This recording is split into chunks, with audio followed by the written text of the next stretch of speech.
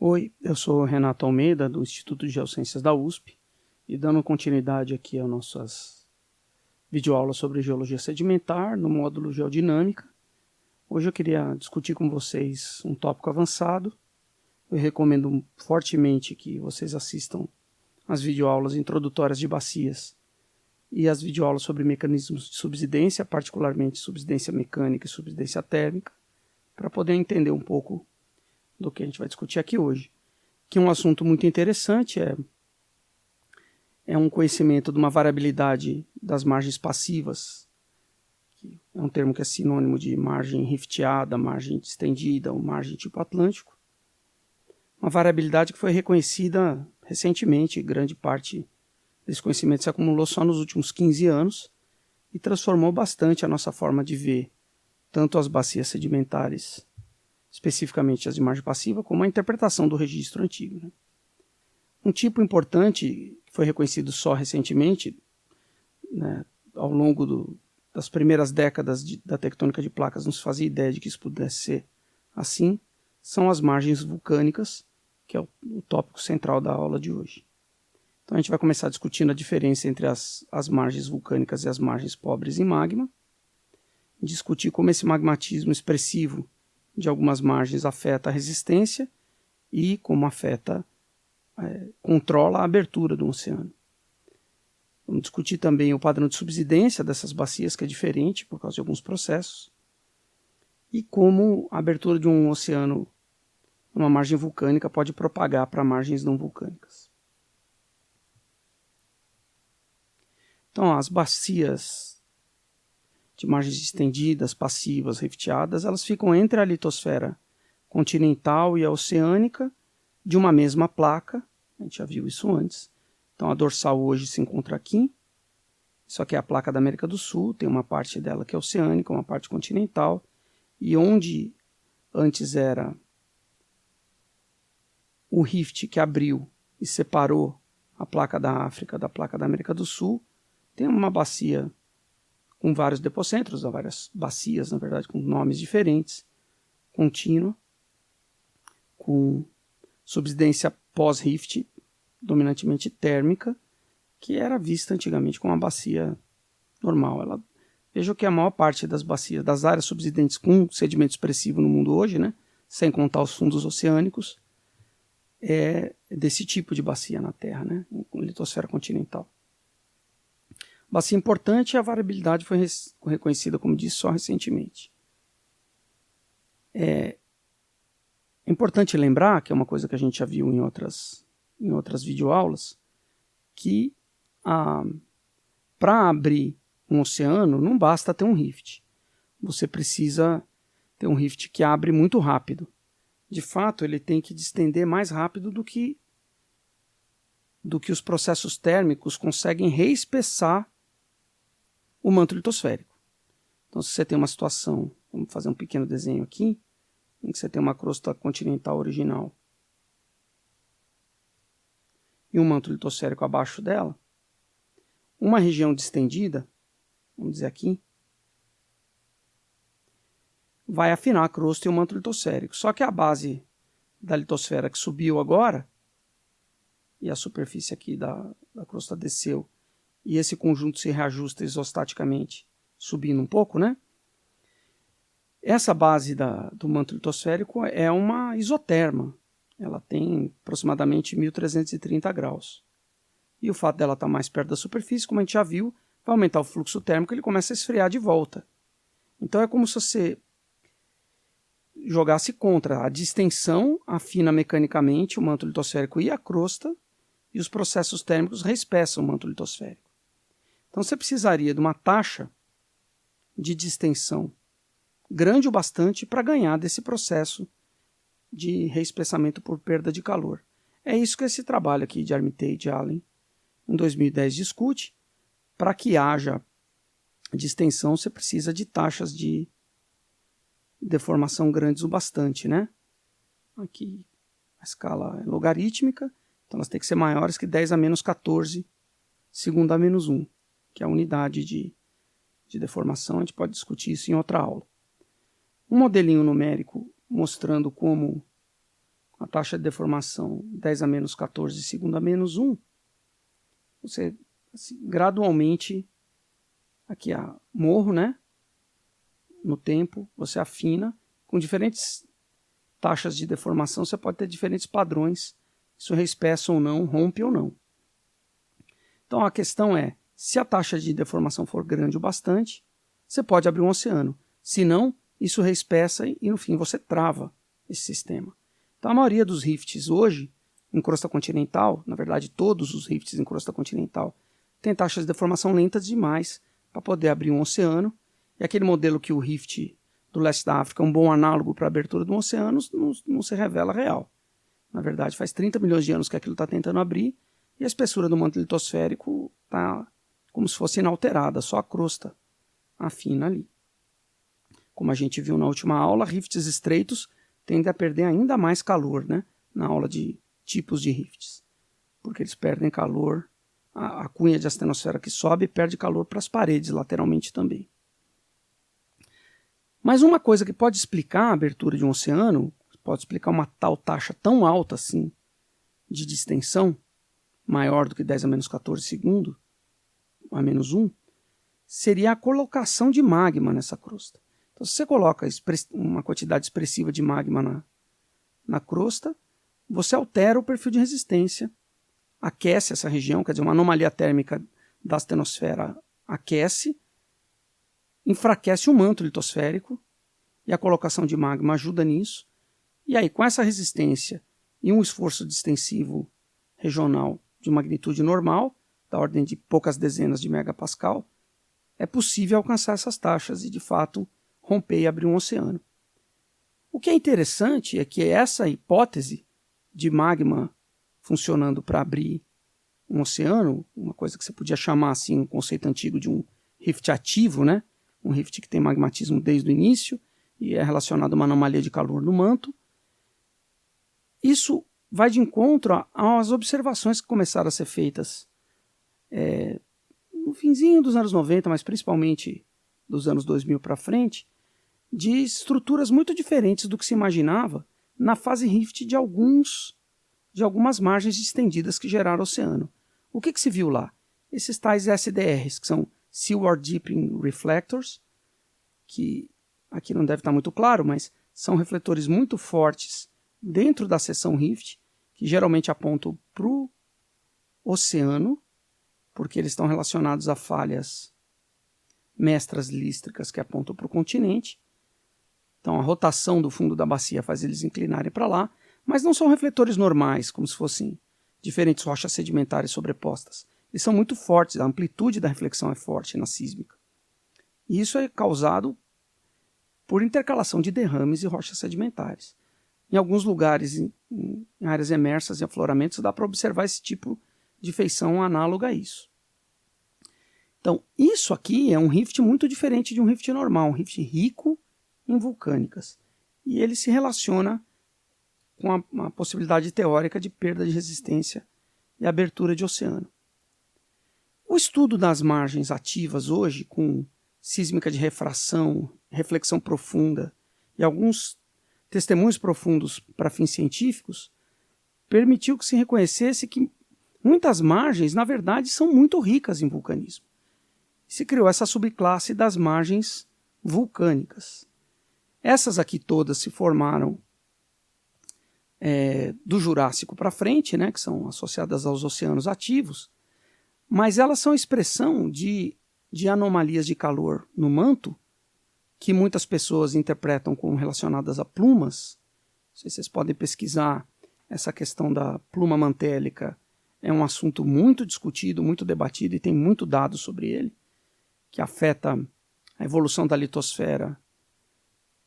E não é um sistema fechado, né, da tectônica de placas, vem de baixo. Isso se relaciona ao conceito de províncias ígneas gigantes, as LIPs, LIPs, Large Igneous Provinces. E aqui esse é um mapa delas, aqui do Coffin, do Eldholm, mas isso com coisas de muitas idades diferentes, tanto em fundo oceânico quanto em litosfera continental. Aqui tem coisas de idades variadas, né? Mas essas margens vulcânicas, então, elas seriam a expressão de uma pluma relacionado a uma LIP, e quando você rompe e abre um oceano, na fase rift e no início da fase de subsidência pós-rift, você tem um magmatismo muito expressivo por uma fusão parcial anômala do manto litosférico, né? Por essa anomalia de calor na base da litosfera. Então é um processo de primeira magnitude na dinâmica global que gera um tipo muito particular de bacia sobre a qual não se sabia nada até pouco tempo atrás. Isso se relaciona, como disse, ao conceito bem antigo aí, né, de rifts ativos e rifts passivos. Então as margens e os rifts poderiam se relacionar a isso.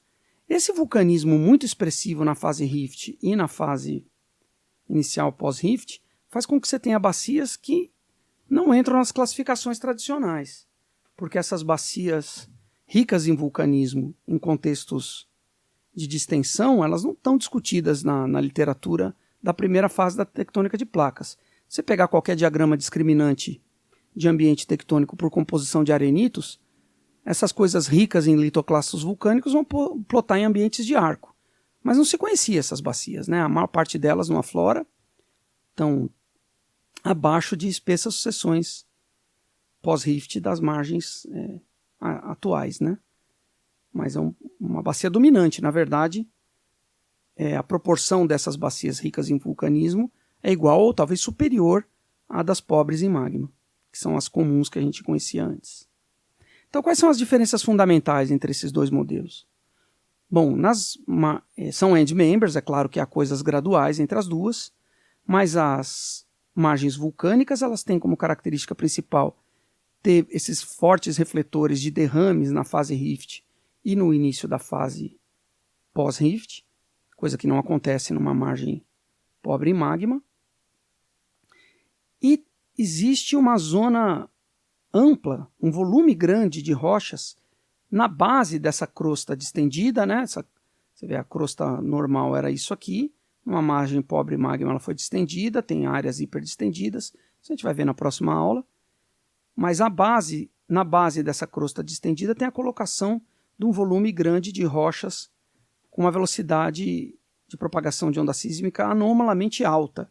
Elas são interpretadas como um underplating, quer dizer, uma colocação embaixo da crosta de magmatismo básico, que vira gabbro depois, que se relaciona a esses derrames básicos da fase rift. Então é uma fusão anômala do manto litosférico, um underplating aqui na base da crosta distendida e uma anomalia muito grande do volume de magmatismo da dorsal na fase inicial proto-oceânica, que leva a uma crosta oceânica adjacente à crosta continental muito espessada. Em vez de ter aqueles de 5 a 8 quilômetros de crosta oceânica normal, você pode ter mais de 20 quilômetros de crosta oceânica básica adjacente a essa margem. Isso é uma coisa importante do ponto de vista da geodinâmica, a gente já vai discutir isso. Então, o modelo geral é esse, a zona de alta velocidade sísmica é interpretada como colocação de magma básico que vira gabbro na base da crosta distendida, uma crosta altamente afetada por intrusões magmáticas, e a fase rift com SDRs importantes, uma crosta oceânica mais espessa do que o normal, que está colocado de 12 a 30, que gera um padrão completamente diferente das margens não vulcânicas. Duas coisas são importantes aqui. Esse magmatismo básico, na verdade, ele está adicionando material à própria crosta, porque essas rochas básicas vão compor uma crosta inferior que em muitos lugares da Terra tem composição básica. Isso aqui tem uma densidade muito menor do que as rochas mantélicas, está adicionada à crosta, então é como se a distensão afinasse a crosta para esses valores muito menores do que esse, mas a colocação de magma reespessa essa crosta. Isso, é claro, afeta o equilíbrio isostático e afeta a subsidência durante a colocação desse magma. Então, se você olhar, isso aqui é uma curva de subsidência mecânica mais térmica para um fator beta 10 muito grande de hiperdistensão, aquelas taxas grandes que vão levar à ruptura continental, e depois a subsidência térmica que se segue, mas isso distendendo homogeneamente a crosta e o manto litosférico. Então, o fator de distensão de crosta e manto litosférico é igual, 10 para os dois. Mas se você distende a crosta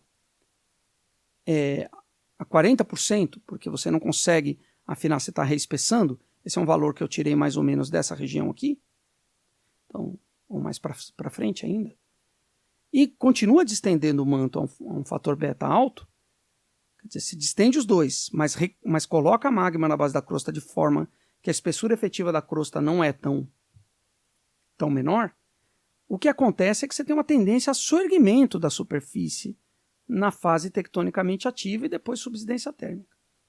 Não é o que se observa em todas, né? Mas é possível que haja grandes discordâncias durante a colocação de magma, a depender do quanto que você coloca de magma de underplating na base da crosta. Você pode até soerguer a crosta em vez de gerar subsidência, mas o que é relevante é que você certamente vai ter uma subsidência muito reduzida na fase rift durante essa colocação. Outro efeito relevante que a gente tem discutido em muitas aulas é o efeito disso na resistência, no perfil de resistência dessa litosfera. Então tem trabalhos que consideram isso. Se você coloca um volume grande de magma na base da crosta, essa base da crosta vai ter uma resistência muito baixa, muito dúctil, enquanto isso for magma. Lógico que isso não necessariamente é magma o volume todo ao mesmo tempo, pode ser polifásica a injeção desse magma, né? Mas no estágio em que há a colocação de magma, a resistência é muito pequena. E quando isso se solidifica e vira um gabbro, na verdade ele vai ter mais resistência do que uma rocha granítica na crosta numa mesma profundidade a uma mesma temperatura. Então você tem uma inversão de resistência, né? Enquanto o magmatismo é ativo, a resistência é baixa. Quando o magmatismo cessa, a resistência aumenta muito. Isso pode interferir demais no padrão de evolução dessa taxa de distensão e também no estilo, né? Lembrando que a gente viu na última aula, que quando você tem uma crosta inferior dúctil, você tende a ter uma bacia larga e ampla, e com vários depocentros na fase distensiva, e quando você tem uma crosta inferior rúptil, você tende a localizar a deformação num graben bem definido no modelo mais africano. Então, você pode ter uma evolução que passe de uma a outra, a depender da evolução desse magmatismo.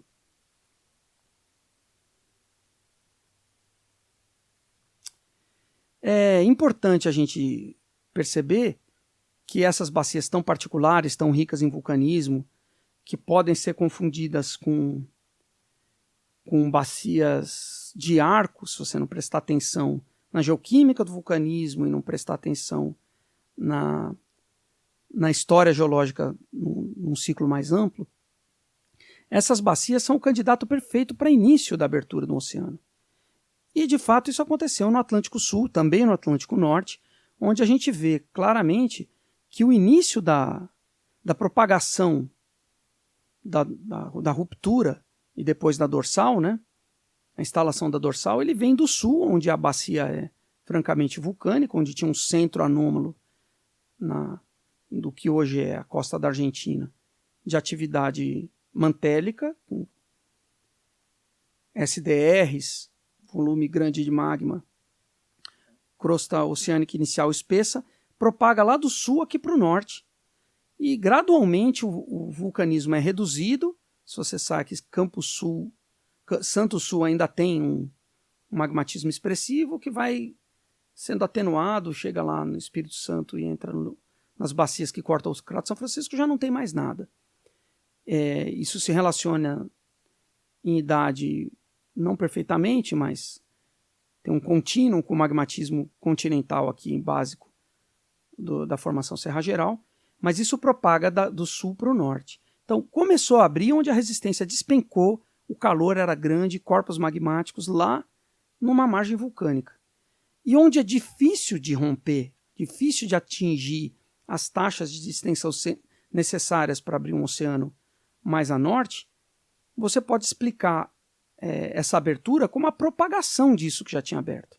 Porque lembrando, quando você estabelece uma dorsal, aqui a dorsal já estabelecida, tem uma nova força aqui, que é um ridge push de 20 a 30 megapascal, né, em cada ponto dessa linha empurrando essa cunha para fora. E é claro que com esse polo de rotação, né, porque é mais aberto aqui no sul do que no norte, você concentra tensão no ponto de propagação dessa dorsal. Então a concentração de tensão, e aí com essa concentração de tensão você pode ter um esforço anômalo alto o suficiente em cada ponto, numa época diferente, ele propaga para norte, ele vai andando esse ponto de concentração de tensão, capaz de romper até o cráton. Foi isso que aconteceu. Então, com esse modelo de início da abertura oceânica na margem vulcânica, a margem pobre em magma é consequência da propagação horizontal dessa dorsal e da concentração de tensão pela rotação que se relaciona a essa abertura diferencial maior no sul do que no norte. No Atlântico Norte você pode pensar num modelo parecido com isso. Isso muda bastante a forma com que a gente entende a abertura do oceano, o tipo de preenchimento que você espera em margens tipo Atlântico e como o timing, né, dessa relação das margens pobres em magma com as margens vulcânicas. Como eu disse, é uma aula que não é simples, não é uma aula de conceitos iniciais, né? Mas que tem implicações grandes para a estratigrafia, e na próxima aula a gente vai discutir o que se reconhece hoje como diversidade e variedade de estilos dentro da subclasse de margens não vulcânicas. Era isso que tinha para hoje. Obrigado pela atenção.